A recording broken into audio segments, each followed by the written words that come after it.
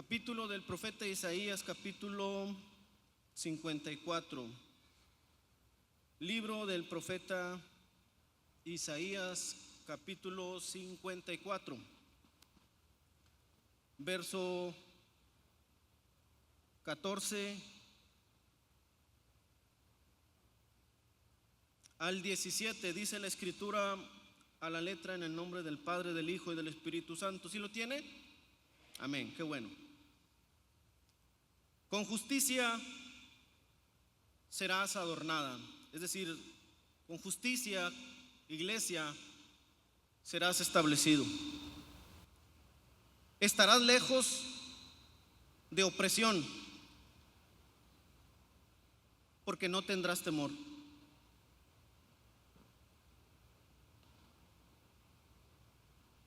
Y estarás lejos de temor, porque la opresión no se acercará a ti. Si alguno tuviera la osadía o el atrevimiento de conspirar contra ti,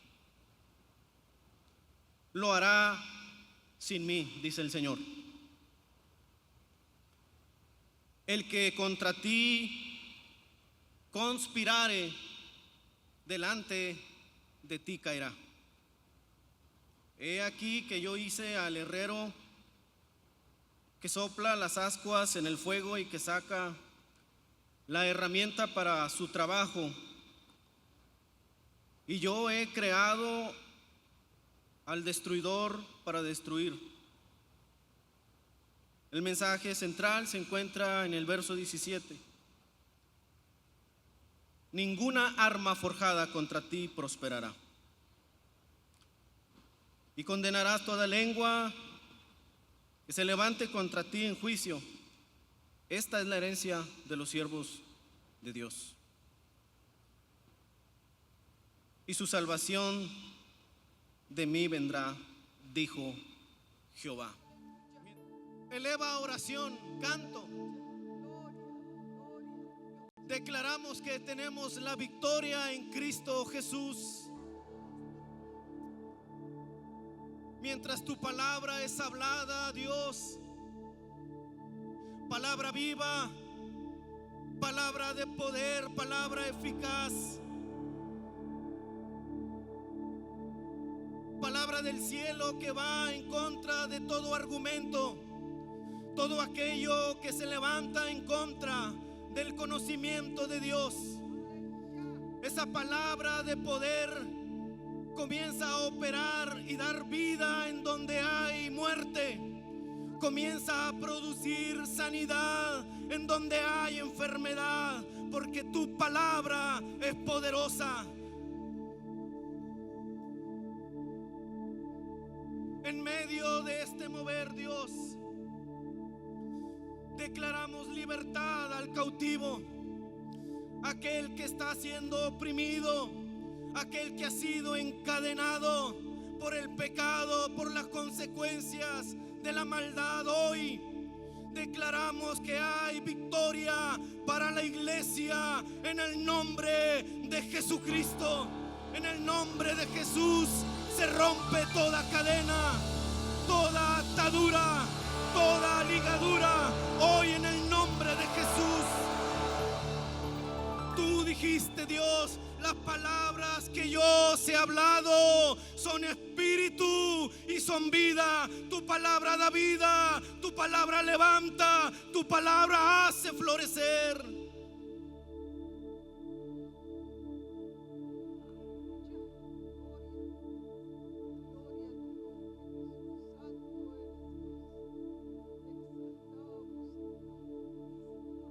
Sentirás algo trabajando en tu interior.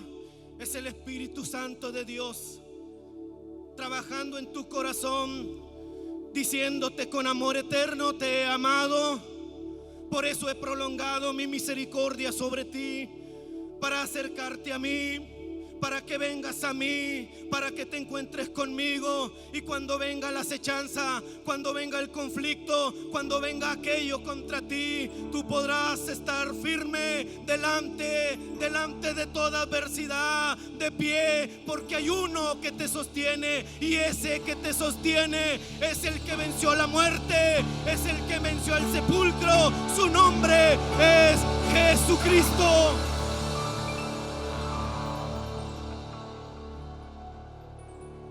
Ocupa tu lugar y en este ambiente de reverencia medita en la palabra que Dios quiere hablar a tu corazón. Dentro de mis funciones en lo laboral, como muchos de nosotros tenemos trabajos,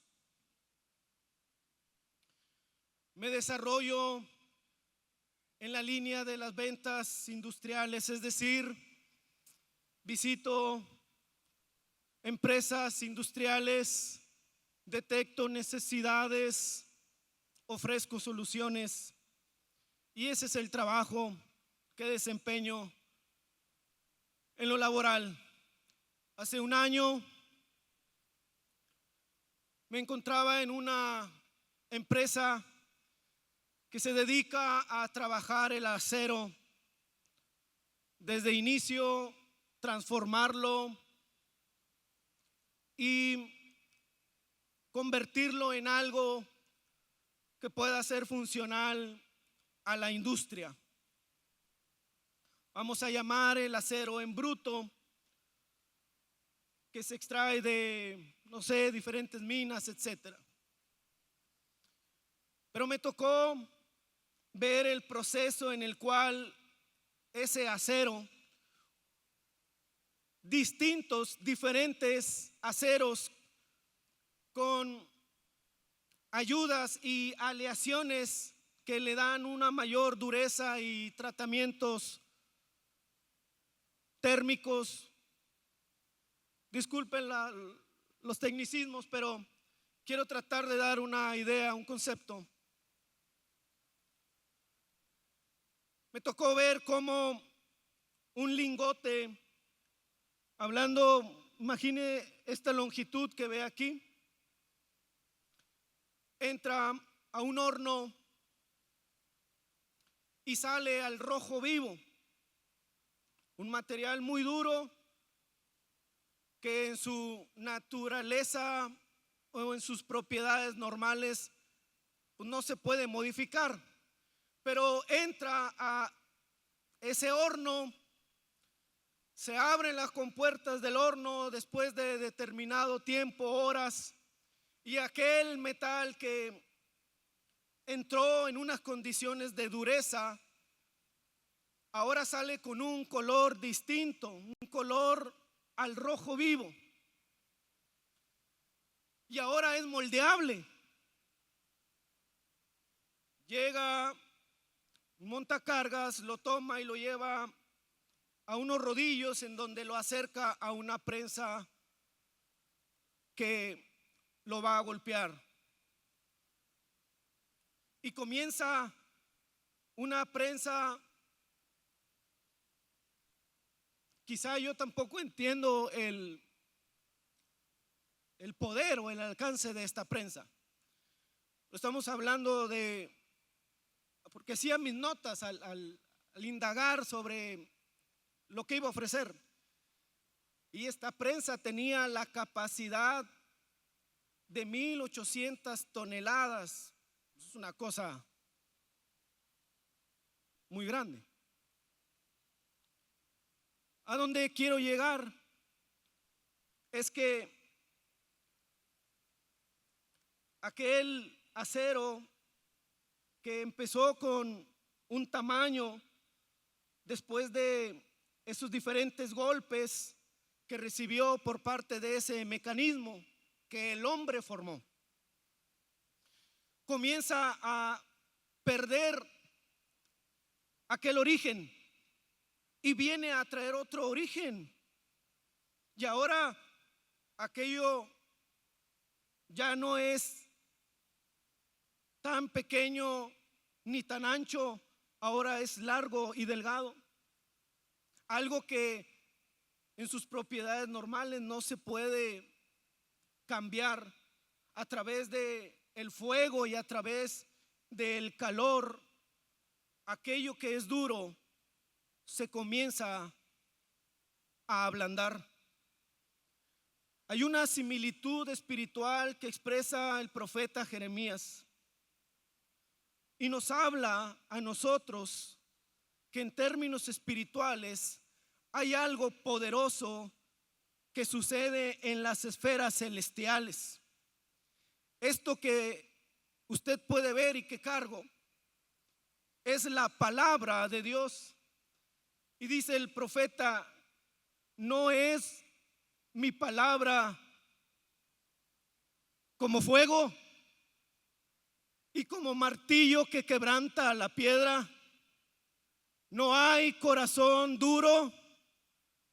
Por más experiencia que hayas tenido o experimentado y te hayan hecho con un sentir de amargura o de sentimientos encontrados que te hacen duro con tu prójimo, con tu semejante, ese corazón duro por las circunstancias de la vida que has enfrentado y quizás resentido con la vida y con Dios, hay alguien que ese corazón duro tiene el poder de ablandarlo a través del mensaje poderoso de la palabra de Dios.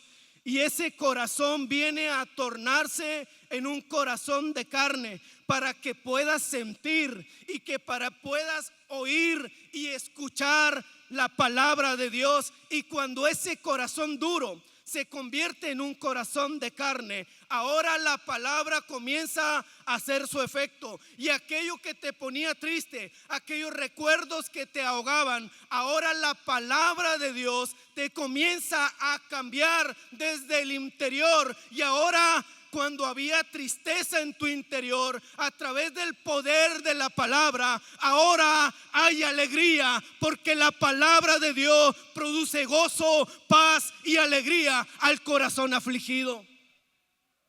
Al ver aquel horno, me remonté a la historia de aquellos 3 jóvenes hebreos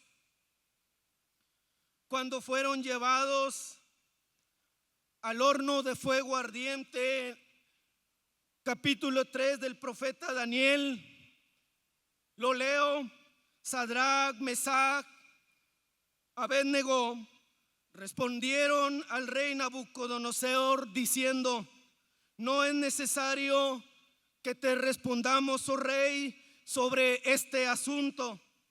He aquí, nuestro Dios a quien servimos puede librarnos del horno de fuego ardiente y puede librarnos de tu mano, oh rey, y ten por seguro que de tu mano nos librará. Y si no, sepas, oh rey, que no serviremos a tus dioses ni tampoco adoraremos la estatua que has levantado.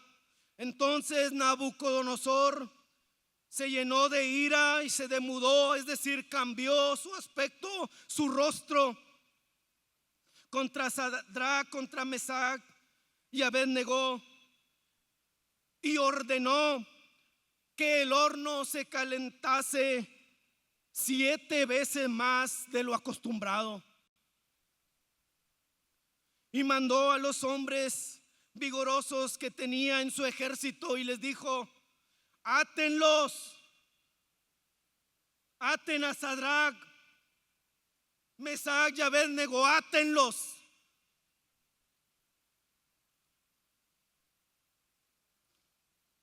Échenlos en el horno de fuego ardiendo. Entonces estos varones fueron atados con sus mantos, sus calzas, sus turbantes, sus vestidos, y fueron echados dentro del horno de fuego ardiente. En el renglón natural de la vida, ahí era el fin. Yo estaba a 10 y a 15 metros quizá, y cuando se abría la compuerta de aquel horno, yo podía sentir ese calor. ¿Se da cuenta en qué condición estaba enfrentando aquellos tres jóvenes por mantener su fe y su integridad en el Dios que habían conocido? En el orden natural de las cosas era el fin de Sadrach, Mesach y Abednego.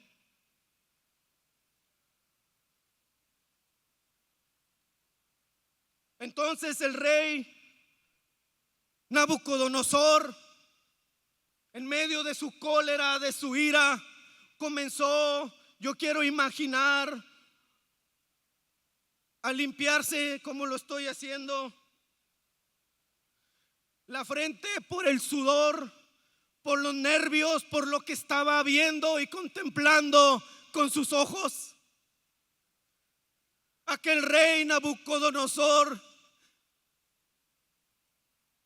tuvo temor, tuvo miedo, porque el orden natural de las cosas había cambiado. Se espantó y le dijo a sus colegas, a los que formaban parte de su equipo de trabajo, les dijo: ¿qué está pasando? ¿Que acaso no echaron a tres varones? No sé qué está pasando. ¿No echaron a tres? Sí, echamos a tres. ¿Qué está pasando? Yo imagino a este rey Nabucodonosor con miedo y temor, porque dijo: yo veo a tres varones que andan allí en el horno de fuego, paseándose sin recibir ningún daño en su cuerpo. Pero no solo eso, veo a un hombre más, uno semejante al Hijo de los dioses que está con ellos.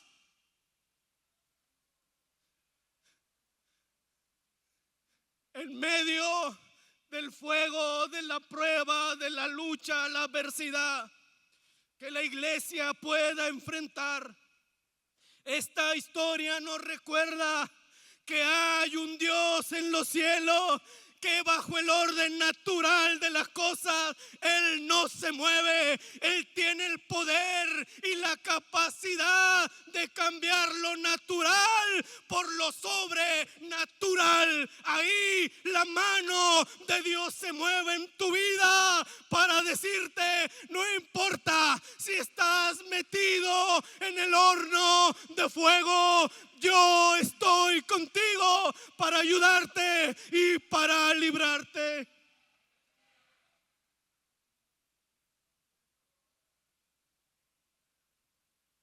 Quizá hoy puedas sentir que estás en un proceso de dificultad que está golpeando tu vida. Te sientes ahogar ante la ola de adversidad que se ha levantado contra ti. Alguno otro sentirá que su matrimonio, su hogar, su familia está siendo pasada por el fuego. Recibe esta palabra de Dios esta mañana. Isaías capítulo 43. Ahora así dice Jehová, creador tuyo y formador tuyo: no temas, porque yo te redimí, te puse nombre, mío eres tú, te dice el Señor. Cuando pases por las aguas, no te anegarán, y si por los ríos, no te harán daño. Cuando pases por el fuego, no te quemarás, ni la llama arderá en ti, porque yo soy Jehová, Dios tuyo, el Santo de Israel. Y termina: y soy tu Salvador.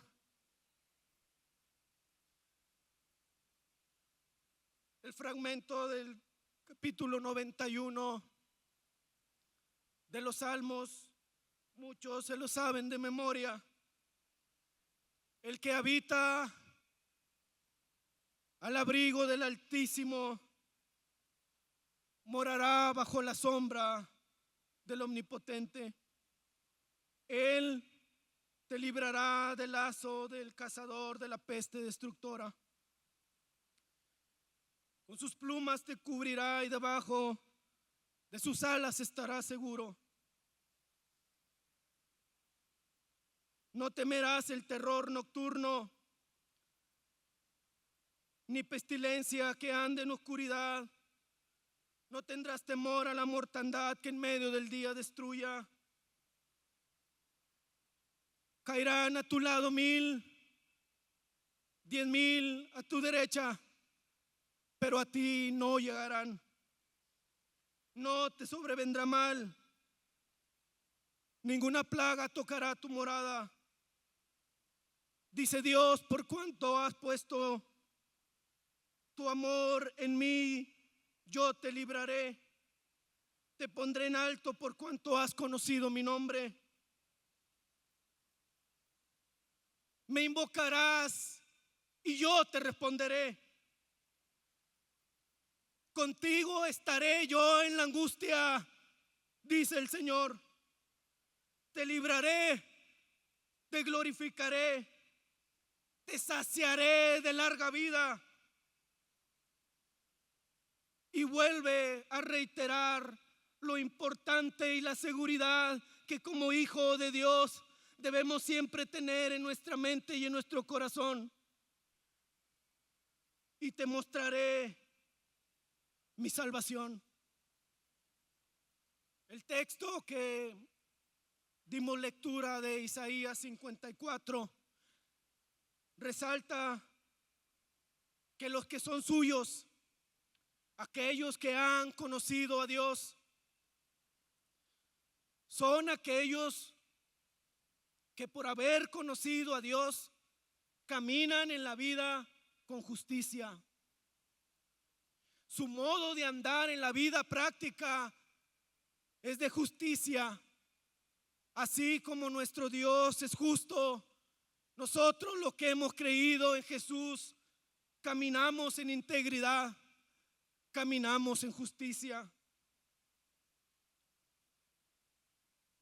Dice: no tendrás opresión, no tendrás temor.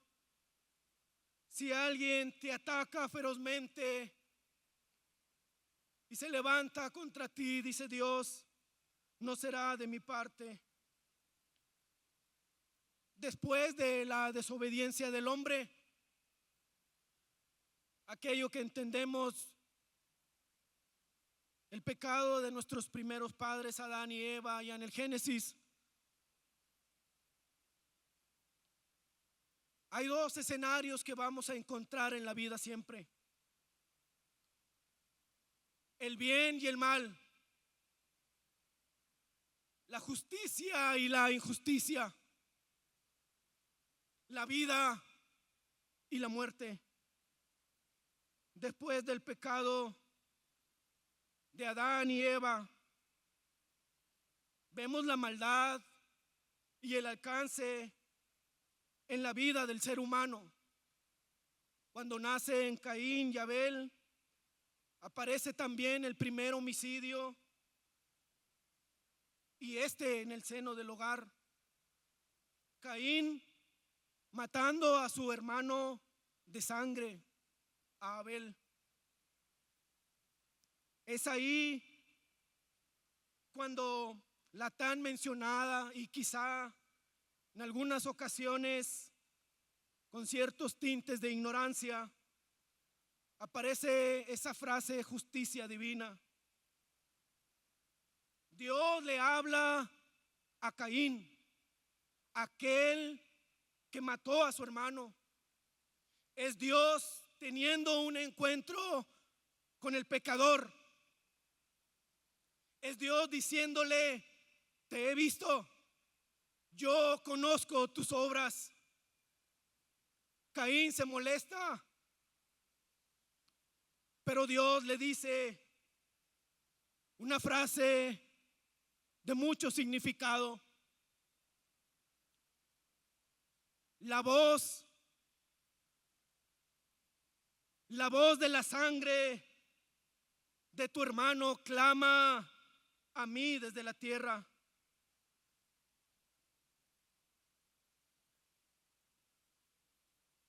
Después de la muerte, Dios nos asegura que hay vida. No es morir y se acabó. Hay vida después de la muerte. Y encontrarás que pasando esa línea de la muerte, o te encontrarás en el reino de los cielos, o tristemente en una condición triste de sufrimiento y de dolor. Y Dios le dice: la sangre de tu hermano Abel clama a mí desde la tierra, porque se había hecho una injusticia. Avanzamos del primer capítulo del Génesis hasta el último capítulo del Apocalipsis. Dios nos hablará constantemente de la justicia y de la injusticia. Juan el apóstol es llevado por el Espíritu de Dios y comienza a ver dentro de ese éxtasis espiritual. Dice que vio la sangre de los santos derramada, pero también vio la sangre de los mártires de Jesús derramada. Porque delante del trono de Dios la justicia es elevada. Y es ahí en donde nosotros nos damos cuenta.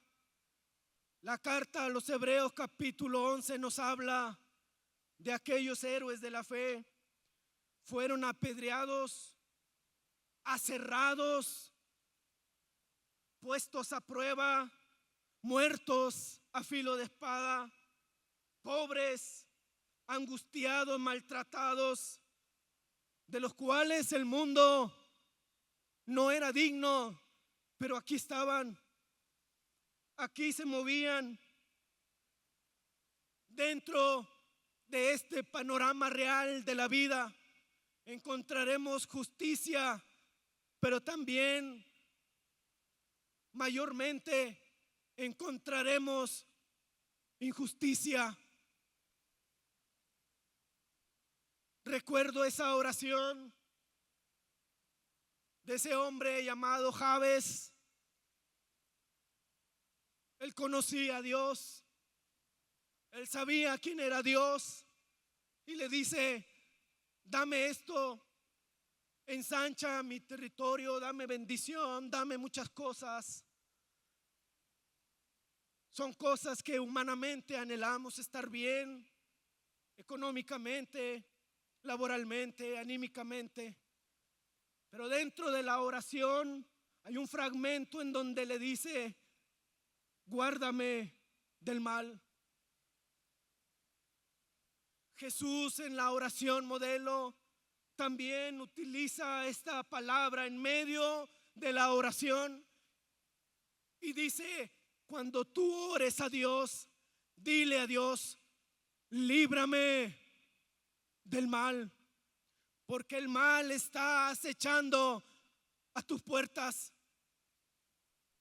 Dice la Escritura, la carta a los Efesios capítulo 6, no tenemos lucha contra sangre y carne, sino contra principados, potestades, gobernadores en las regiones celestes, huestes espirituales de maldad. Pero hay algo que esas huestes espirituales de maldad reconocen. Hubo alguien que dejó su trono de gloria, descendió a la tierra, y dice la Escritura en la carta del apóstol Pablo: tomó el acta de los decretos que había contra nosotros, que el enemigo había enlistado en contra de la humanidad, y Jesús lo tomó y lo clavó en la cruz, triunfando sobre todo principado, sobre todo enemigo que se levante contra ti, para decirte que estamos limpios de todo pecado, de todo juicio, de toda condenación. La sangre de Jesucristo, su Hijo, nos limpia de todo pecado.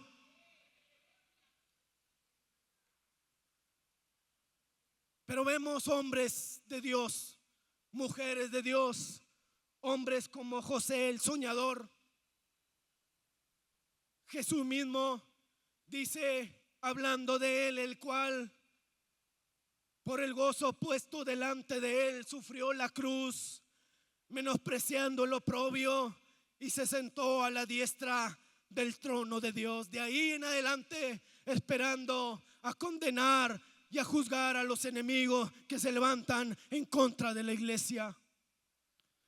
Hay victoria en medio de tu dificultad, en medio de tu proceso de prueba, en medio de ese enemigo que se levanta contra ti, en medio de esa enfermedad que está atacando tu cuerpo, en medio de todo aquello que tú interpretes como un arma forjada. El arma forjada es aquello que se prepara de modo premeditada, algo que concienzudamente se prepara para afectar a alguien. Por eso Dios dice, si alguien tuviese el atrevimiento de levantarse en contra tuya, no prosperará. Hay seguridad para los hijos de Dios. Ahora, quiero ser claro. El pasaje que leímos de Isaías 54, Salmos 91, la vida de estos tres jóvenes hebreos, la vida de José el soñador, todos estos hombres eran hombres y mujeres que conocían a Dios. No hay garantía de tener victoria si de tu lado no está aquel que vence todos los males. Si alguien se levanta en contra tuya y sobre tu vida no está la sangre del Cordero, aquella similitud que encontramos en la Pascua, cuando para ser libertados de la esclavitud de Egipto, Dios le dice, pongan en su casa, en los dinteles, la sangre de un cordero ofrecido a Dios. Va a llegar el espíritu de la muerte y va a querer hacerles daño. Pero cuando llegue el espíritu de la muerte, de la maldad, de la opresión, de la injusticia, para tratar de hacerte daño, ya no es necesario el sacrificio antiguo del pacto antiguo. Ahora, en términos espirituales, en las esferas celestiales, los demonios, el enemigo, como entonábamos ese himno, cuando Satán quiere hacerle frente a la iglesia, puede acercarse, pero no te puede hacer daño, porque cuando se acerca y ve tu vida, no solamente ve la vida de Marisela, la vida de Brisa, la vida de Moisés, la vida de Isaí Montoya, la vida de Héctor Cuellar, la vida de Marta. No ve eso. En términos espirituales, tu nombre tiene el mismo significado, pero cuando el enemigo llega para tratar de hacer daño a tu vida, se encuentra con una lamentable noticia para él: que ha sido cubierto con la sangre del Cordero que venció a la humanidad y a todos los enemigos en la cruz del Calvario. Esa sangre está vertida en tu vida y el enemigo, dice la Escritura, no le puede tocar. ¿Qué esperanza hay para aquel que no tiene a Dios de su lado? Quiero pedirle a los hermanos de la alabanza que se acerquen y quiero que medites un momento. Llegará el día en el cual seremos llamados a cuentas sobre tu vida en términos espirituales. ¿Tienen la seguridad de protección? El Salmo 91 dice: Él que habita al abrigo del Altísimo. Para habitar en el abrigo del Altísimo no se puede, si no es a través de la sangre de Cristo. Jesús dijo: yo soy el camino y nadie en la humanidad puede venir al Padre si no es a través de mí. Hoy la invitación a la audiencia que están aquí presentes, aquellos que nos miran en la transmisión: ¿qué garantía espiritual tienes en tu vida?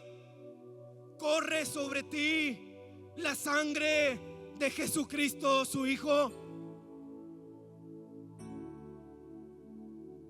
La Biblia dice: el que camina en justicia y habla lo recto, el que sacude sus manos para no recibir cohecho, el que cierra sus ojos para no ver cosa mala, tapa sus oídos para no oír propuestas sanguinarias, el que camina en vida justa, dice Dios, no el otro, el que tiene una vida de principios, el que camina en la integridad que Dios ordenó. Jesús dijo: busca primeramente, antes que cualquier otra cosa, busca el reino de Dios y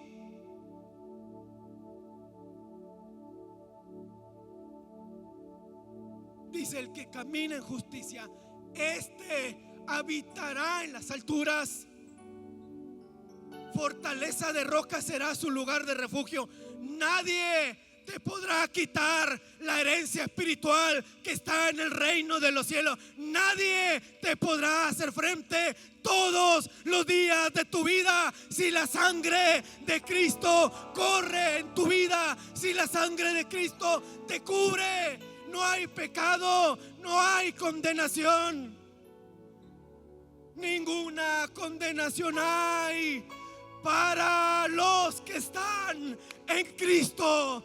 Ninguna. Nadie te puede condenar, nadie te puede señalar, porque el sacrificio de Cristo tiene promesa en esta vida. En esta vida te dice: aquel que esté enfermo, la sangre de Jesucristo y su llaga te sana, te limpia, te quita la enfermedad. Pero pasando esta vida mortal, llegaremos al cielo. Y el pasaporte es la sangre de Cristo, su Hijo.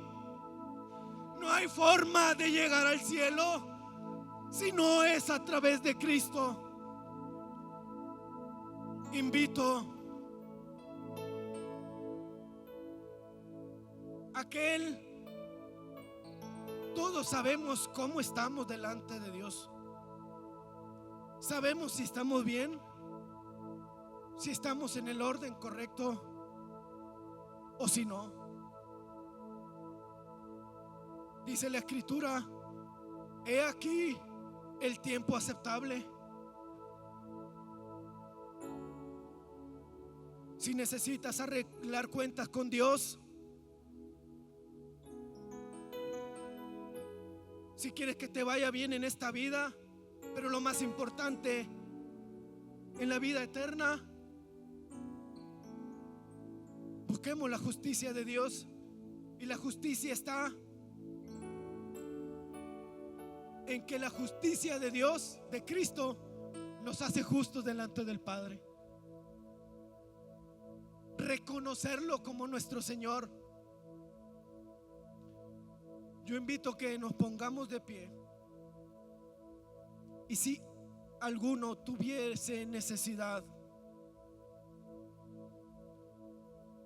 de tener un encuentro con ese Dios que te he predicado, ese Dios que te libra, que te ayuda, ese Dios que te libra de la muerte, ese Dios que sana enfermedades,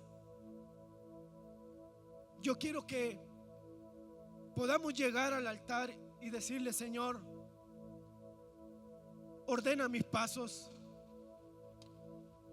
Por Jehová son ordenados los pasos del hombre, y Él aprueba su camino. La única aprobación para tu camino está en Cristo. Vengamos al altar de Dios esta mañana. Que Dios te bendiga.